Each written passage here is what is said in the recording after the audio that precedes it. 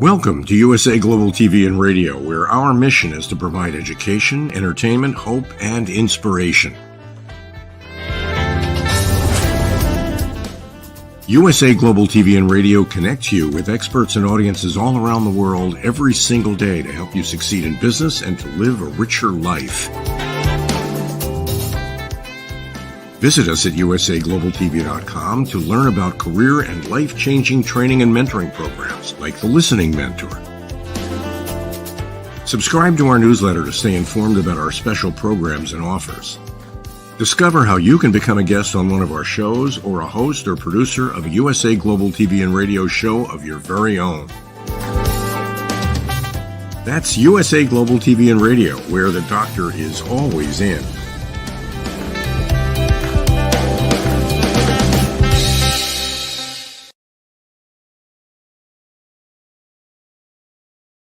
Hello, everyone, and welcome to our pilot episode of Stories of Hope, Inspiration, and Overcoming Adversity.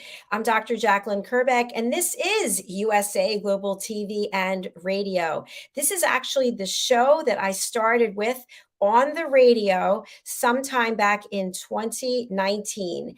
And from there became a TV show. And from there, we now have 30 shows. So it seemed only appropriate to bring this show back because everyone has a story.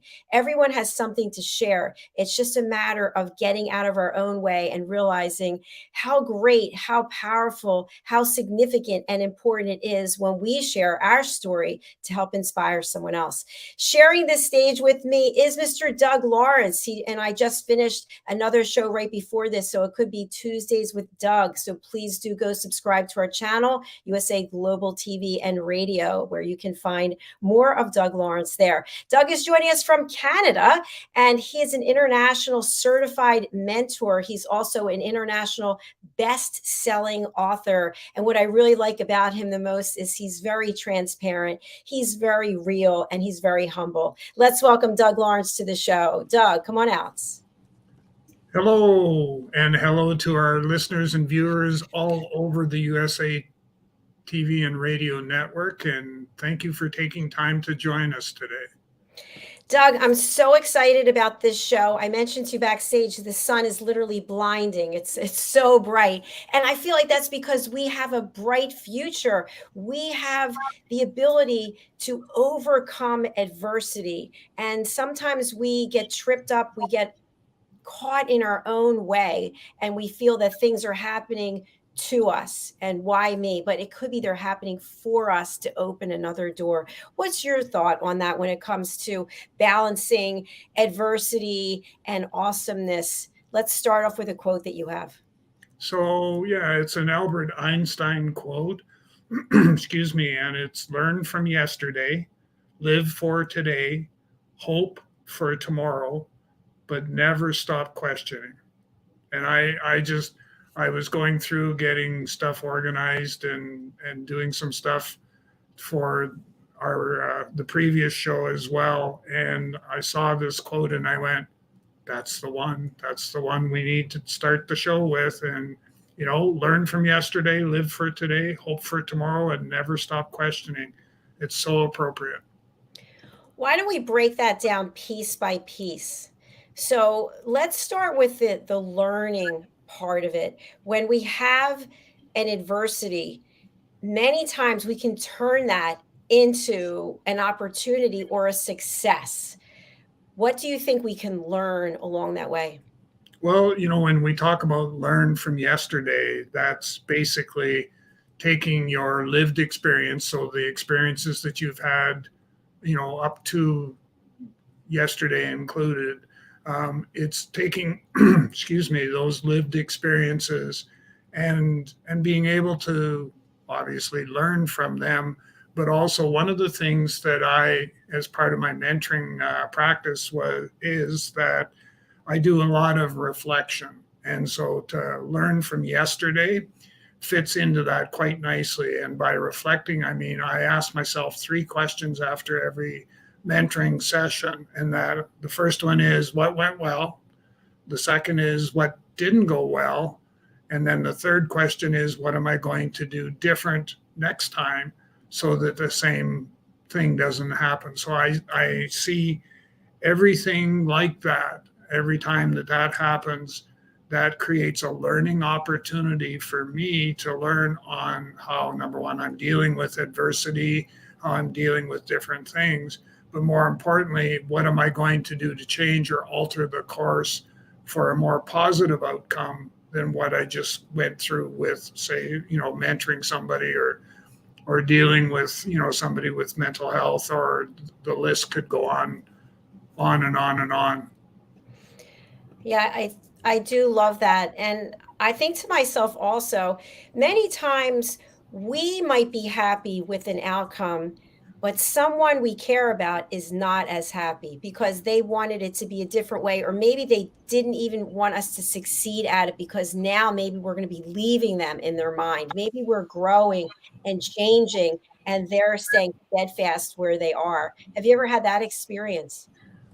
Well, I've certainly had the experience where um, people didn't think that I was going to be successful, and it was almost like they were putting a curse or a wish on you that you weren't going to be able to. But I remember when I was just a young lad and I had aspirations of joining the Royal Canadian Mounted Police, and the place I was working at that particular time, some of my colleagues said, well, you may as well just stay here because there's, you silly man, why would you even think you're going to be able to go to, number one, get accepted to go into the Royal Canadian Mounted Police, but more importantly, are you ever going to be able to get through the training program, the rigorous training that they have? You haven't got a hope of getting through. And so there I was, number one, there's my challenge. And all that negative trash talking became part of what I needed to inspire me to go through that. And that's how I overcame, the negativity. That's how, which really, when you think of it, that was the adversity that I needed to overcome. And I was successful at being accepted into the police force, and I went through the training, and I had a very successful 25-year career, and ultimately reaching getting promoted a few times to the rank of staff sergeant. And I surpassed any of the adversity that I was originally faced with. Bravo. That is fantastic. And I want to dive into that a little bit deeper. We have a comment from Fee. Nice to have you with us, Fee. I think you're in the UK. Please correct me if I'm wrong. Hello. Thanks for sharing such an appropriate quote and the importance of questioning. Absolutely. Thanks for being with us, Fee. So, Doug, a question that I have is, I have a story also where someone put me down and I rose above it, which I'll share in a moment. But I'm wondering, when people give us these curveballs, or I'm going to say opportunity, do you think they're doing it from a place of love and compassion? Or do you think they're truly evil, negative people inside and they just want to see people fail? Because sometimes it could be they want to test you to see if you'll rise to the occasion. But I also think that there are other people who truly are just like, nah, I don't want this to work out for them. Well, and I agree with you. I think it's both. And I think that there are, well, not I think, I know that there are people out there that seeing someone else succeed. And part of it is it's they behave that particular way because it's a way for them to mask certain feelings that they may have. So they may be an individual who is very insecure in themselves, and this way here by, putting others down and by not being supportive of them going forth and taking on this opportunity and, kind of turning it into a positive experience, not only for themselves, but for those around them. There's people out there that are just that way inclined, and a large part of it is due to insecurities that they have. Very true. And I'll just share my story very quickly. I've shared it before, but I think it warrants being shared again. I was doing my doctoral residency, and you have to have a mentor. And I had a mentor, and I didn't feel like he was really in alignment with my topic. So I went to the residency, which is 3 weeks long, and the facilitator, the professor, was a formal Navy officer, and he was very strict and by the book. And I love that. I love the discipline and the structure and all of it. So as the residency went on, I thought he would make a great mentor. So I approached him and I asked him if he would be my mentor. And he kind of took a step back. He had his suspenders on. He put his hands on his hips, and he looked me up and down, and he said, "Oh, I don't think so." And I said, "What do you mean by that?" He said, "You don't have what it takes." He said, "You'll be crying like a baby." He said, "What I'll put you through to make sure that it's exactly the quality and caliber that I think it should be, you're not going to be able to handle it." And I kind of was like, wow, okay, what am I going to do with this? So I thought about it for a minute, and I said, you know what? I'm going to accept that challenge. By the end of this 15-day residency, when you see my performance here, you're going to be begging me to take you on as my mentor. And he said, okay, game on. And so it turns out that he was my mentor, and he did have me go running through the hoops. I had to redo my doctoral dissertation 118 times. So, and then unfortunately he passed away before I graduated, but I'll never forget that, because I felt like just the way he was looking at me, and I didn't like that part at all. So I'm not sure where he was in terms of his purpose, why he did that, and may he rest in peace, of course, but he did inspire me to up my game. And it's funny how the same, kind of somewhat similar to my experience is that, we have those individuals that are in our lives, and I think they're there for a reason. Certainly in your case, and what I went through with getting into the police force, and that I think they threw those people in front of us to create that challenge that, we're going to test you to see what you're truly made of. But at the end of the day, we know that you're going to be successful going through that. We just need to kind of nudge you in the right direction by throwing, bits and pieces of adversity at you in order for you to be able to understand where you are and where you need to be. So the question I have for you is there a way that if we're going to take someone from adversity to hope, inspiration, or even adversity to awesome, is there a way that we can challenge them in a positive light instead of putting them down?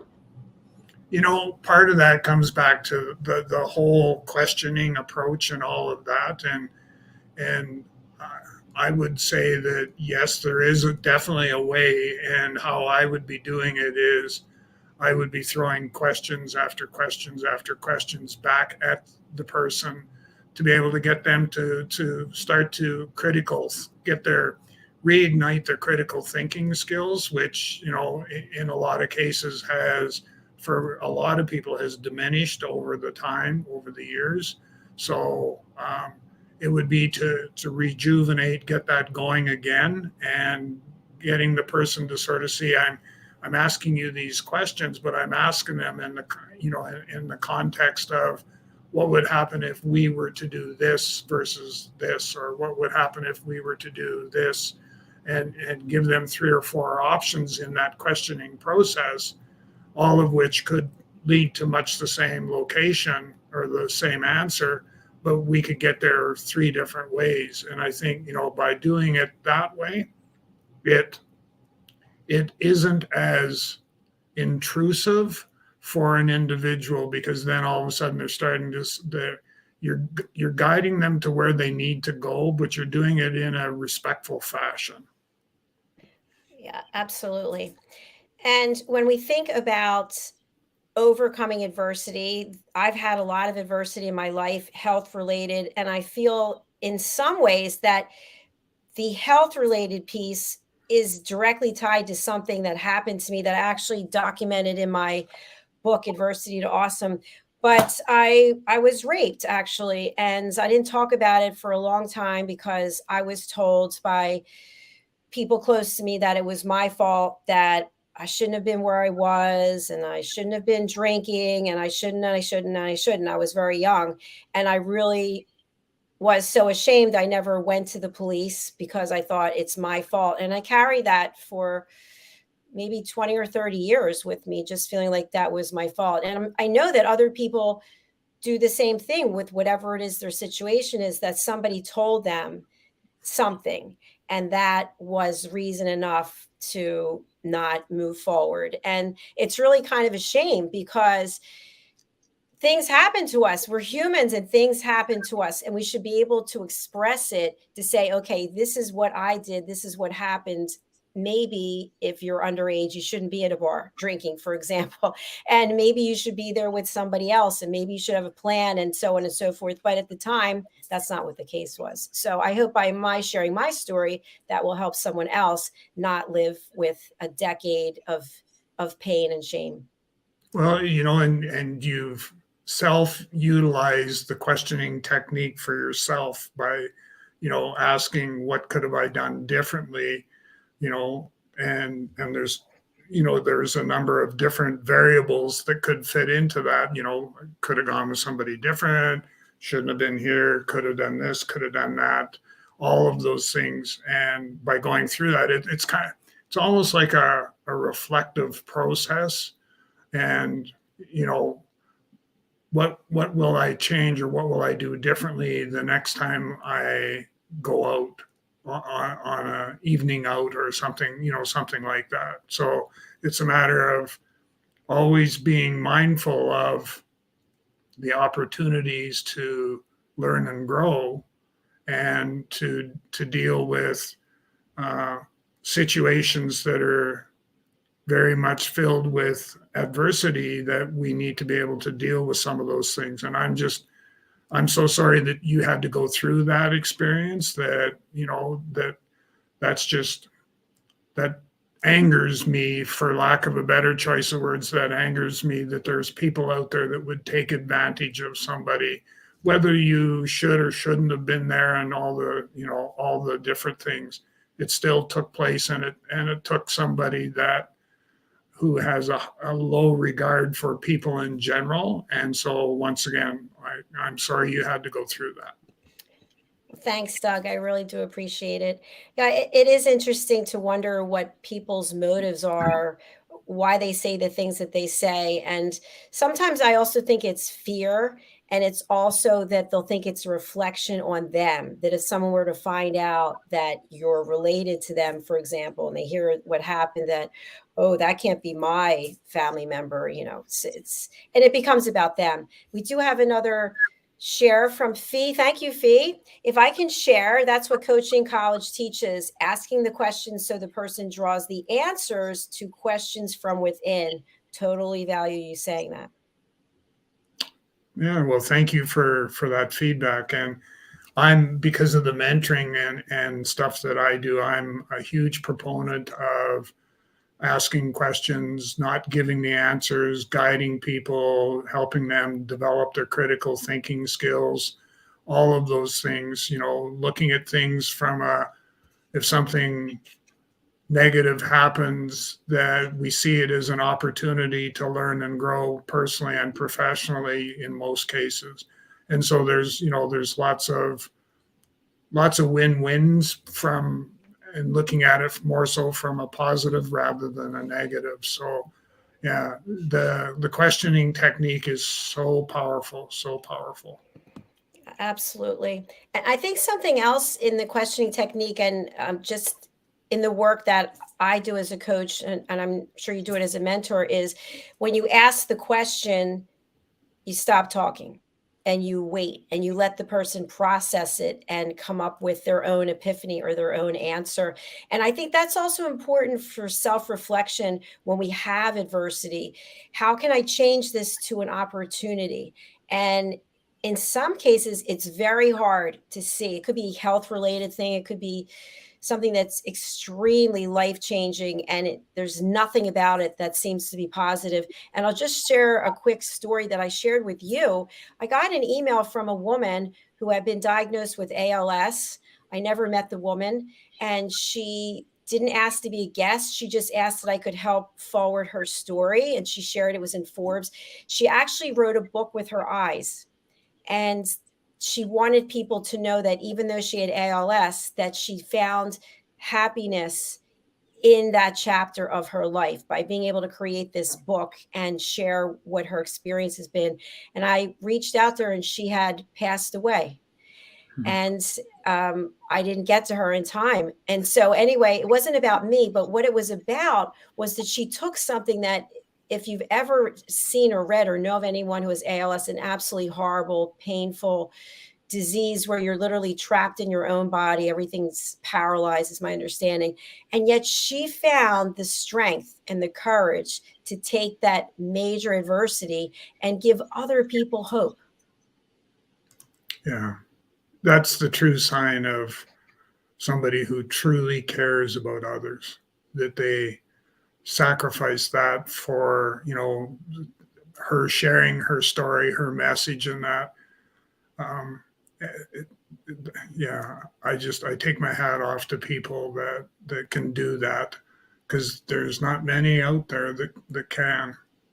It's very true. And I know we've interviewed on this platform people who were told they were going to pass away, and they had a limited amount of time, and they had a choice. The choice was they could stay home and spend whatever time doing whatever, or they could get out there and let other people know that you can keep pushing, and you can still bring value and still inspire others. And to me, that's so powerful, because people who are able-bodied and they have a sound mind, they might find joy in just spending a whole weekend watching television and eating chips. And you know what? There's no judgment. There's no judgment at all.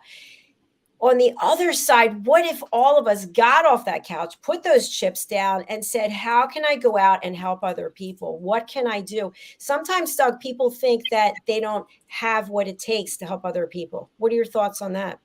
I think we all have a message that we can share with other people, and it's not that you or I have a gift and we need to use it and all those sorts of things. We all have our own gift, and we need to leverage that as much as we possibly can when those opportunities present themselves. Because to not do something is, well, I just can't think of any words off the top of my head that would describe, what that's all about or what that's like. I just know that when I look at myself,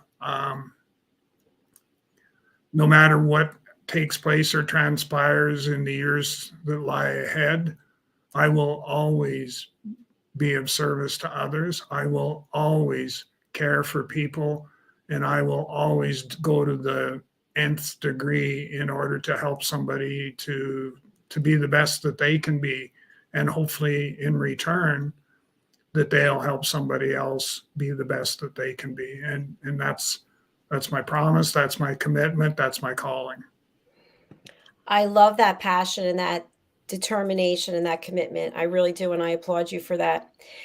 I'm wondering where the shift comes from being a victim to being someone who is helping and supporting. We just had a show on earlier today, Talking Heads, Caroline Heward, and she was discussing victimhood. Oh, it's always me, or oh, nothing ever works out for me, or I got this bad news today, as opposed to other people saying, okay, I got this news. What am I going to do with it? How am I going to, what do you think where's that line between being a victim and being an advocate?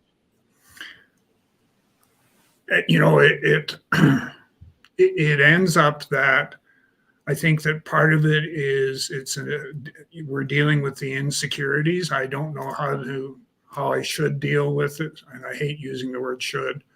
I actually had a professor at the university tell me there's no shoulds in life, and I still after all these years, still trying to break that nasty habit. So please forgive me, Professor Doris, but it's a hard habit to break. So in any event, I still think that, we, in some cases, that some people just, their whole life revolves around, the painting or creating those opportunities for adversity to overtake our ability to deliver on the positive side of our life, and to not fall into the trap of allowing all those feelings to become a mask and help us to be able to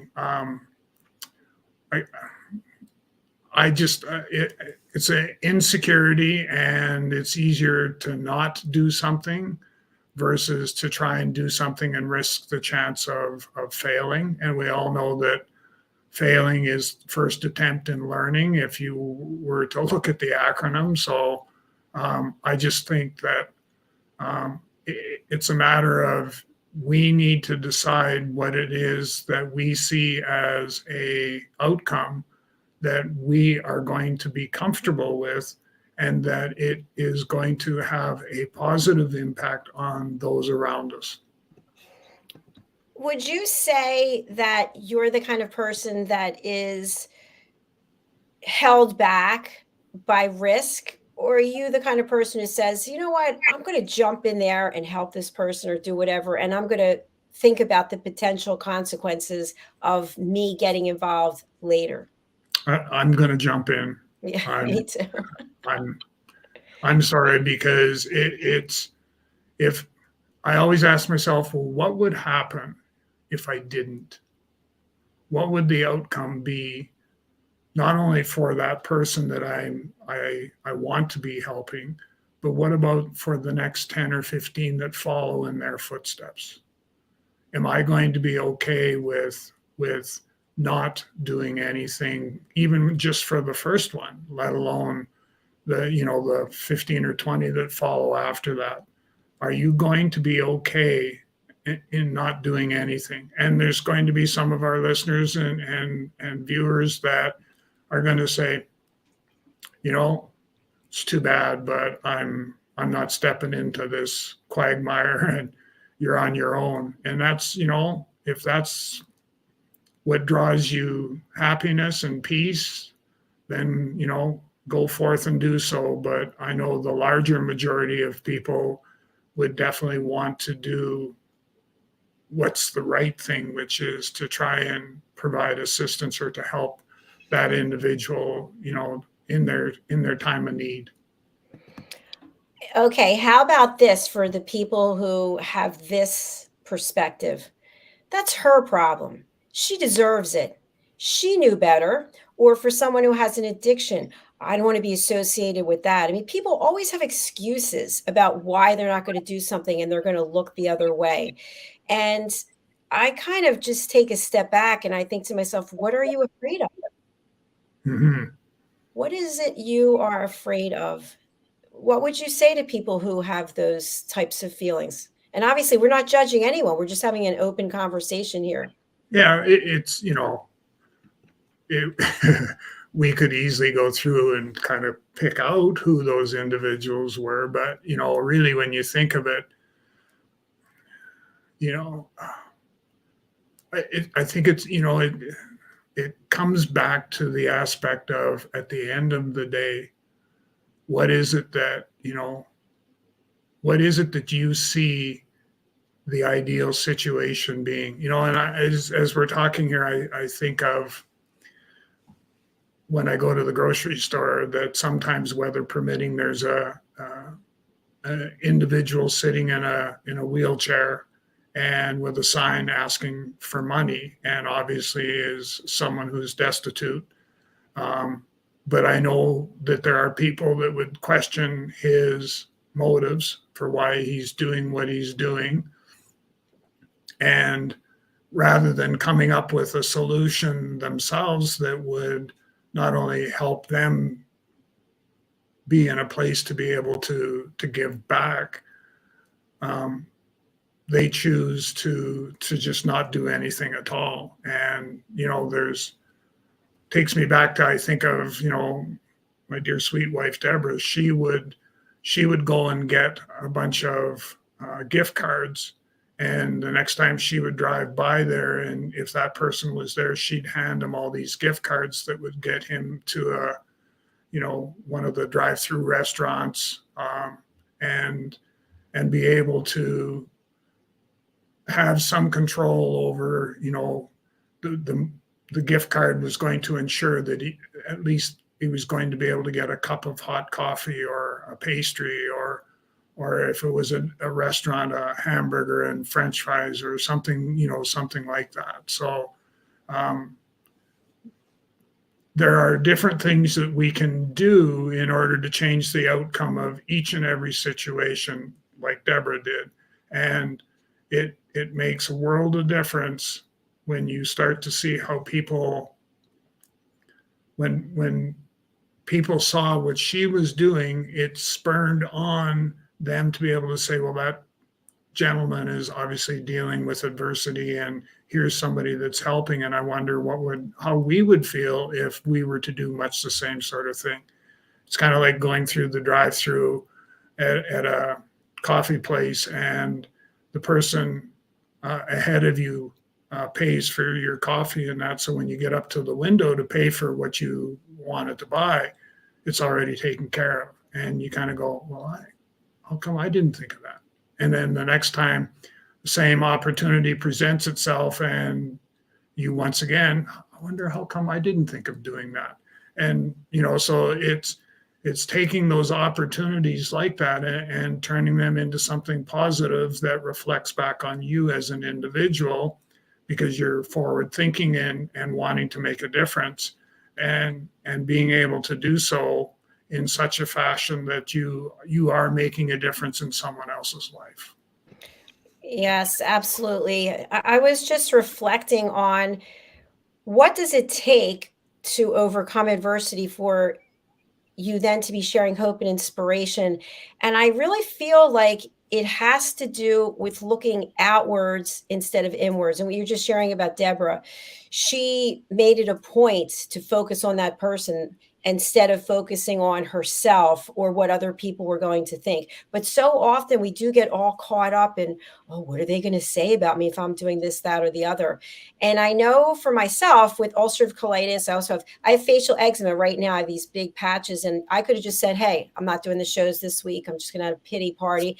And I thought, no, I'm running a business. This is a platform. People are here. They have things that they have to say. But yet it doesn't take much for the switch to turn and for people to just say, I give up. I just give up right now. I just can't move forward. But if we step away from that, instead of those feelings of fear or insecurity that we have, and think about how can we get out of our own way to be present for someone else, what comes from that is truly empowering. And we do have a comment from Fee.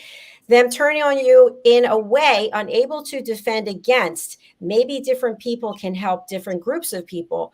Often, would you agree, experience could help readdressing the addiction? Even though fear isn't always painted to be a good thing, healthy fear if person bigger than you in physical size. Some good points. Yeah. Definitely some good points.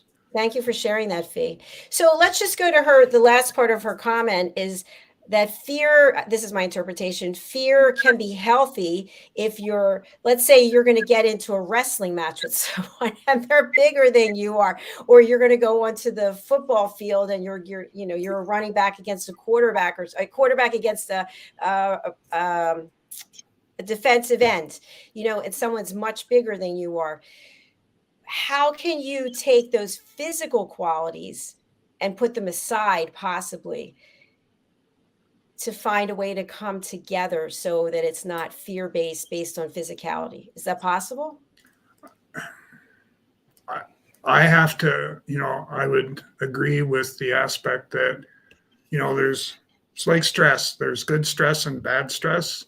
And I think that it's the same for fear. There's good fear and there's not so good fear. And if the easiest way for me to explain it is, I've always said that you can let stress manage you or you can manage it. And I think fear, not I think, I know that fear is the same, is I can allow the situations of fear that are all around me, I can let that influence sort of where I'm going to go, my outcomes and all that, or I can manage it so that I channel that high level of energy that fear will sometimes give you. I want to be able to channel that in such a fashion that it's going to be a positive, in essence, a positive experience. I'm going to take that negative energy, flip it, and make it a positive experience.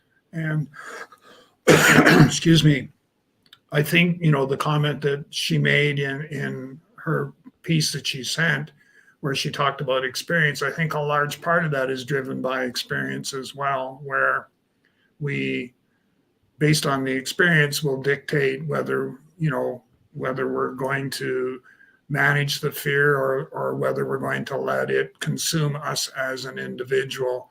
And, I think of going to the hospital as a prime example. Is there was a time period where I was petrified silly if I had to go to the hospital. And I've, the last few years here, I've had to make, for my own health, I've made a couple trips where I went and it just happened. I didn't seem to allow it to consume who I was as a person, and it made it, a whole lot better. I went for, being transparent and all that. I went for a couple heart-related procedures, and I now have a pacemaker as a result of that. And if I had to go again tomorrow, it wouldn't cause me to be afraid or anything like that, because I've been through it, so I've experienced. And the adversity of going, for surgery and all of that, I've come to a place where I can manage that, and I'm able to move forward in order to with the understanding that it's in my best interest to do so. Wow, Doug, I wasn't expecting that. You are you are just so strong and so courageous. And how are you feeling?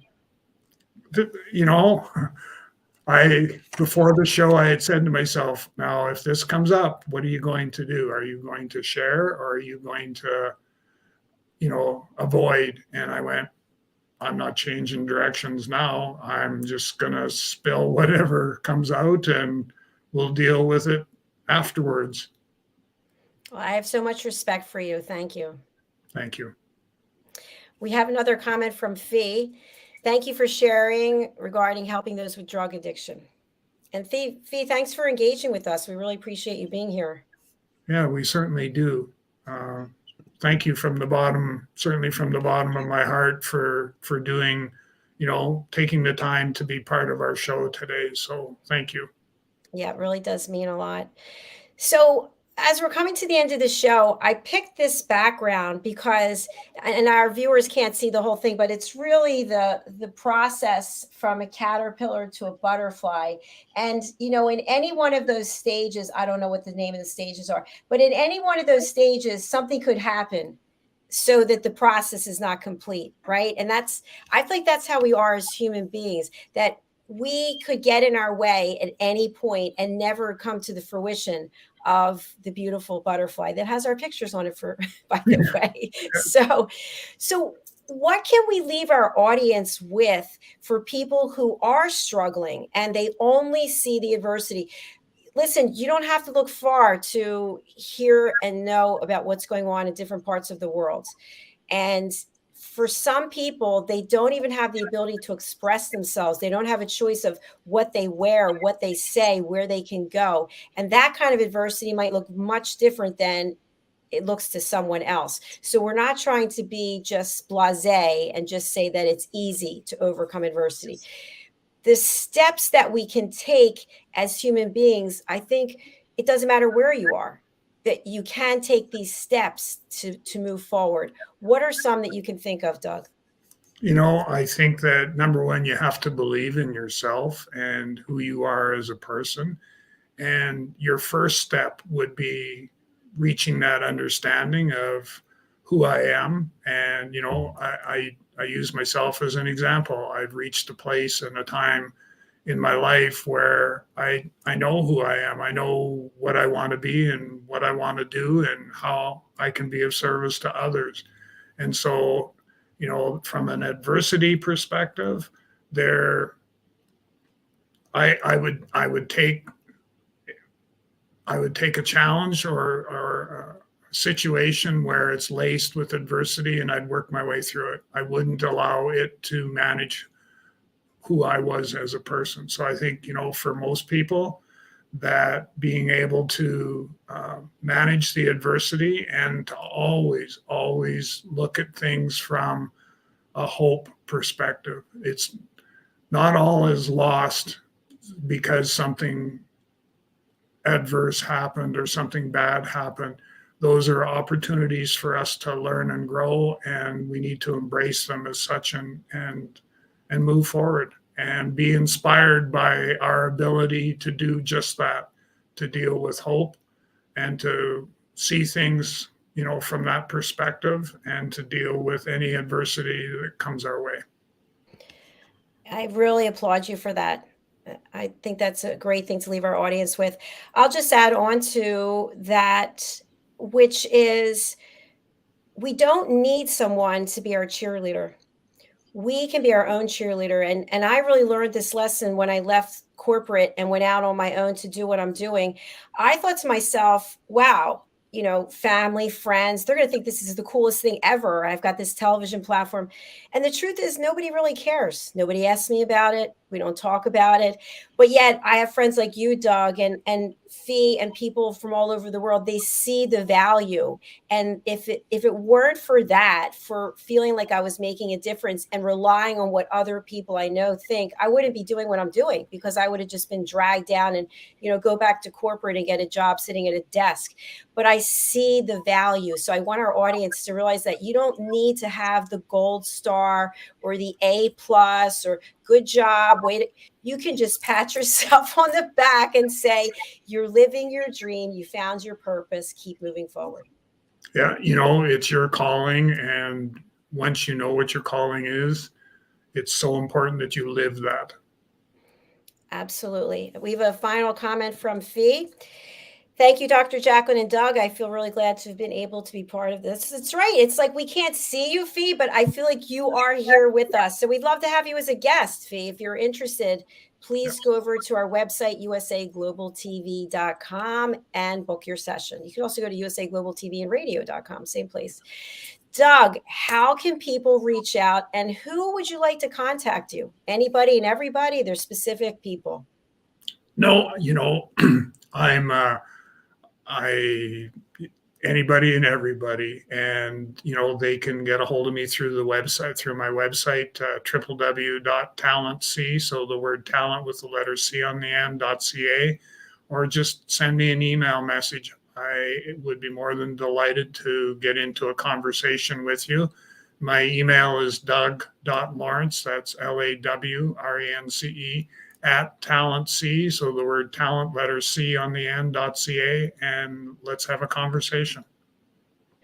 Brilliant. Thank you. And I did go ahead and just share our website. So if you want to be a guest, go over to usaglobaltv.com, book your session. When you get to book your session, you'll see there's some offerings for people who are interested in courses or interested in coaching on how to be an effective interviewee as well as an interviewer. Just scroll down and you'll see a number of shows there. Also, you'll see more with a plus sign. Click on that and you'll see the additional shows. So we welcome you to come and share your story. Doug and I will be back again next Tuesday for your story, your grief, your journey, followed by stories of hope, inspiration, and overcoming adversity. So thanks to everyone, especially Fee. We really appreciate you being here. All right. Bye for now. Thanks, Bye. Doug. Yeah. Bye. Thank you.